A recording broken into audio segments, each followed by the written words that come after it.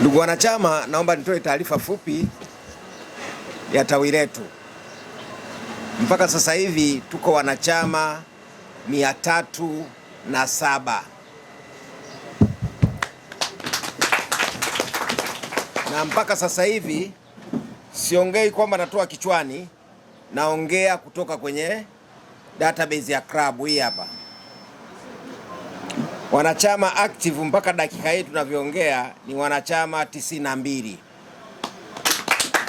Kwa hiyo niwaombe sana tupambane mpaka kuja kufika saa 9 au saa 10 mgeni rasmi atakapokuja, hao wanachama 8 wapatikane, wao wamelipa ada ili tawi alikute likiwa hai.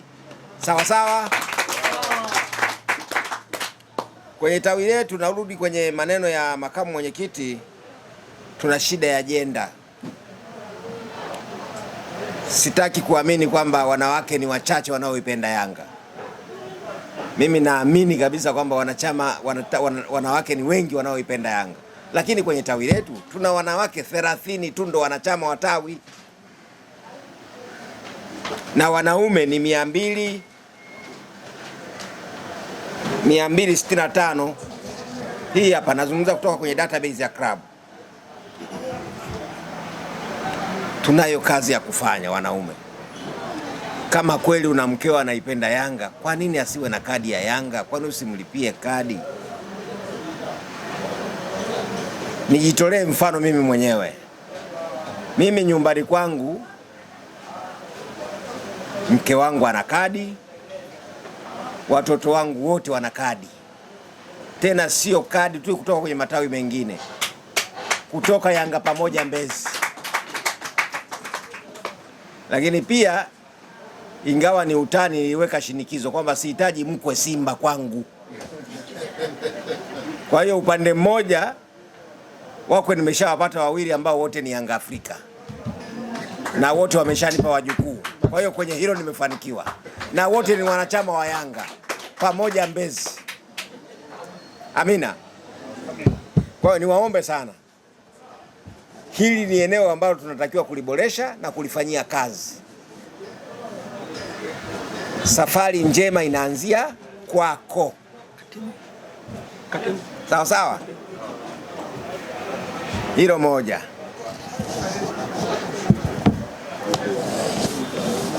Pia nipende kuwashukuru viongozi wenzangu ambao nimaliza nao. Nashukuru makamu mwenyekiti amezungumza kwa niaba ya uongozi uliopita. Namshukuru katibu naye ameongezea hapo. Lakini ndugu zangu, kuongoza au kudili na watu 300 sio jambo dogo. Ni jambo kubwa kweli kweli. Kwa hiyo niwaombe sana, katika safari ya kuongozana kuna namna ambavyo tutapishana kwenye kauli. Kupishana kwenye kauli hakumaanishi kwamba tunaondoka kwenye malengo. Hapana. Lazima tu baki kwenye lengo kuu la kuipigania Yanga Afrika. Alibalio leo ni mwenyekiti, lakini kesho sio mwenyekiti, anaweza akisiwa mwenyekiti tena wa Yanga. Sasa mimi siwezi kuwa mwenyekiti wa kudumu wa tawi. Na ndiyo maana tunajitahidi sana. Unapokuwa kiongozi, jitahidi wale unaowaongoza na wenyewe waonyeshe njia, watengeneze na wenyewe wawe viongozi wa baadaye. Usiongoze azifu kwamba wewe utakuwa ni kiongozi wa milele. Lakini pia ndugu zangu, tunayo forum yetu ya tawi Yanga Pamoja Mbezi. Forum ile tuitumie vizuri. Kuna baadhi yetu sisi tunaitumia ile forum vibaya. Wakati mwingine unajiuliza, huyu ni Yanga kweli au sio Yanga? Unaona mtu anaposti kitu cha kumzungumzia vibaya kiongozi wa ngazi za juu. Kwenye tawi letu tuna wawakilishi 5 wa mkutano mkuu ambao hawa tumewapa kazi ya kuwashauri viongozi wa ngazi za juu klabu. Kama una jambo lolote unaona lijakaa sawa sawa, wafikishia hao watu, wapeleke hilo jambo huko juu. Lakini pia tunayo room nyingine ambayo unaweza kuandika barua kwa mtendaji mkuu wa klabu hiyo barua mimi mwenyewe niko tayari kuipeleka na kuifikisha. Kama utaona kuna jambo ambalo halijakaa sawa sawa, unaona linahitaji ufafanuzi au maelekezo.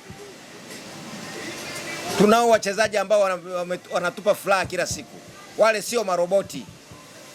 Wale ni binadamu. Kuna siku anakosea, kuna siku anafanya vizuri. Ni kweli kazi ya shabiki ni kuzomea na kushangilia. Lakini sisi sio mashabiki, sisi ni wanachama. Kwa mujibu wa ibara ya 62, kazi ya mwanachama au kazi ya wanachama kupigia matawi ni kuwashauri viongozi na kuwasaidia ili waweze kufanya kazi yao vizuri. Sawa sawa jamani. Kwa hiyo niwaombe sana kwenye hilo eneo, hata kama utakuwa umeshapiga kevanti 2-3, jitahidi jiepushe na hilo eneo. Sawa sawa jamani. Jambo jingine, ndugu zangu, kulipa ada lisiwe jambo la viongozi.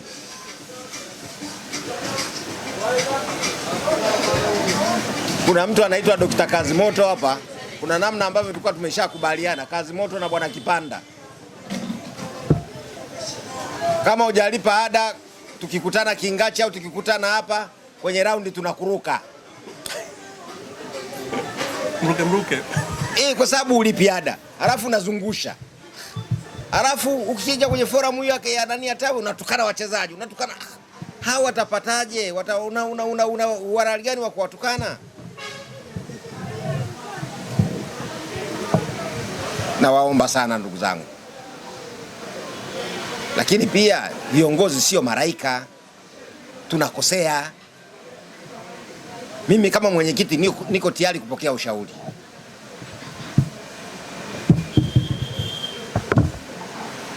Niko tayari kupokea ushauri. Kama nimekosea nifuate, niambia mwenyekiti, hapa unakosea, sio. Au kama kuna kiongozi kakukwaza, nifuate niambie mwenyekiti, kiongozi wako, mjumbe wako au katibu wa tawi au nani, hapa alivyofanya sio sahihi. Mimi nitalifanyia kazi. Kiongozi sio malaika. Na ndio maana tunasema yoyote mwenye akili timamu kikatiba, sikumbuki ni ibara ipi, lakini kikatiba ana sifa za kuwa kiongozi wa Yanga. Si ndio jamani? Pia naamini kabisa baada ya tarehe 21 mwezi wa 6, yale ambayo tulikuwa tunaitiafiana kwenye kutafuta uongozi wa tawi, naamini yote tuliacha pale Msigani Luxury.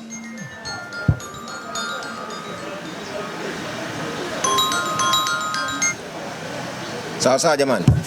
Naamini yote tuliazika pale, na baada ya miaka 4 ndo tutarudi tena pale au sehemu nyingine.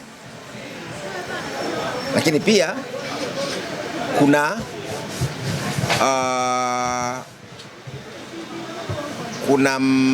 nani inaitwaje ile, nitamwomba katibu airudie mbele yenu, kwa sababu hichi ndio kikao cha kwanza cha wanachama. Tulikutana kama kamati tendaji, tukaweka mikakati dira ya tawi letu au dira ya uongozi wetu katika kipindi cha miaka 4. Nitamkaribisha katibu aisome kwa wanachama, pamoja na kwamba tulishaituma kwenye group la tawi na mkaipitia. Ni vizuri tukakumbushana hata leo kwenye kikao kwamba uongozi huu dira yake ni hii. Sawa sawa jamani. Kwa hiyo kabla sijafunga kikao, nimkaribishe katibu aipitishe tena hiyo dira mbele yenu ili muweze kuinani. Kuna mtu anayependa kuongoza sehemu ambayo iko hovyo hovyo. Kila mtu anapenda kuongoza sehemu ambayo iko safi. Na ndugu yako akiingia uwanjani kucheza ngoma, unataka acheze, afurahishe, kila mtu ashangilie huko nje. Roho yako naamini na wewe inakuwa kwatu. Si ndio jamani? Kuna baraza la wazee. Mimi niko na DC. Sasa kabla ya kufunga kikao hiki, naomba niwatangazie maamuzi ambayo kamati tendaji imeyafanya. Kamati tendaji imefanya maamuzi ya kuwateua wanachama wenzetu 3 kuwa walezi wa hili tawi.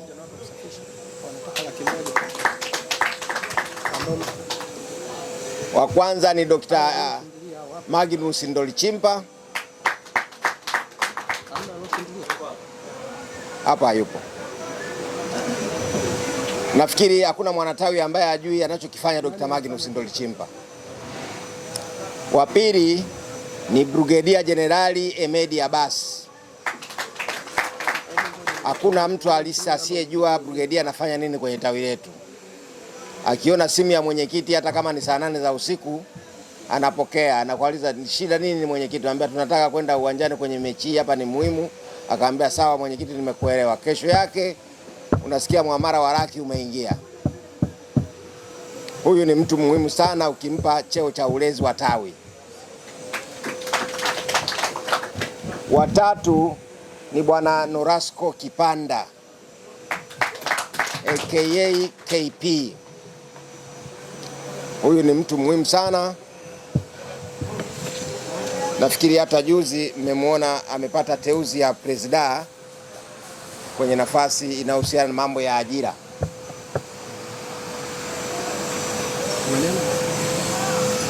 Ukitumia vizuri hiyo nafasi yake aliyoipata, kwa baadhi ambao bado damu zenu zinachemka, mnaweza mkanufaika kwa namna moja au nyingine, lakini tusimbuguzi labda kwa sababu ni mwanatawi mwenzetu.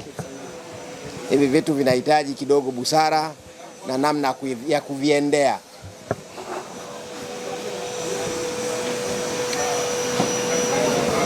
Baada ya kuyasema hayo, labda niombe tu kama kuna mwanachama ana swali, mahoni